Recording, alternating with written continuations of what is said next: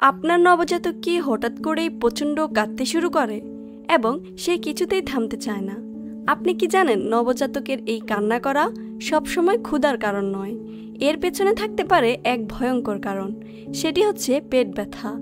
আজকের ভিডিওতে আমি বলবো কিভাবে বুঝবেন আপনার বাচ্চা পেট ব্যথার জন্য কান্না করছে, নবজাতকদের কেন পেট ব্যথা হয় এবং কি করলে 1 মিনিটের মধ্যেই তাকে খুব সহজেই শান্ত করা যাবে এবং আরাম দেওয়া যাবে। প্রথমেই আমরা জানব পেট ব্যথার লক্ষণগুলি কিভাবে বুঝব।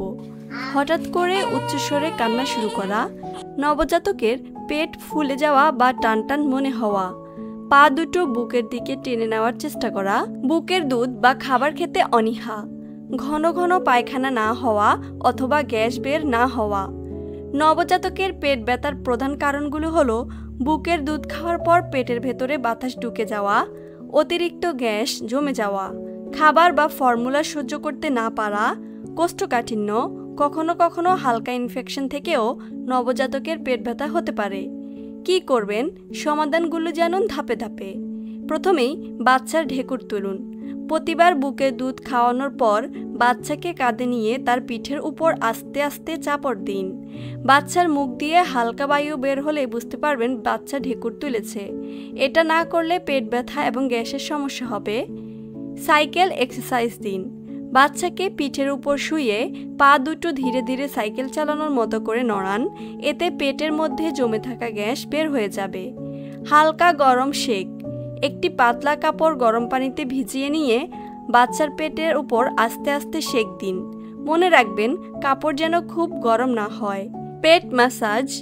গোলাকারভাবে বাচ্চার পেট আস্তে আস্তে ঘড়ির কাঁটার মতো ঘোরান, এটি গ্যাস কমাতে দারুণ উপকারী। Tummy time.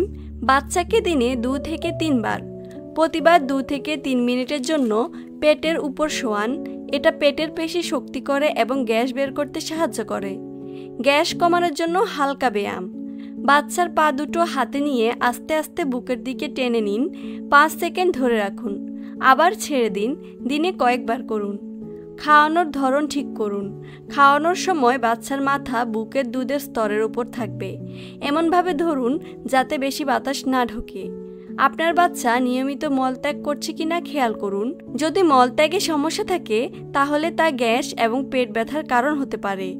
বাচ্চার মল ও কান্নার ধরন লক্ষ্য করুন।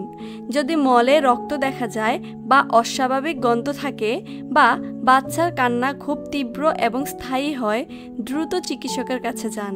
বিপদের লক্ষণ। যদি বাচ্চার পেট ফুলে যায়, বমি করে বা খেতে চায় না, সাথে জ্বর আসে, তাহলে 1 সেকেন্ডও দেরি না করে ডাক্তারের কাছে নিয়ে যান। মনে রাখুন, বাচ্চার কান্না কখনোই অবহেলা করবেন না। ছোট পেট ব্যথা বড় সমস্যার রূপ হতে পারে। মা হিসেবে আপনার ছোট ছোট সচেতনতা বাঁচাতে পারে আপনার সন্তানকে অনেক কষ্ট থেকে। সজাগ থাকুন, সচেতন থাকুন। ধন্যবাদ।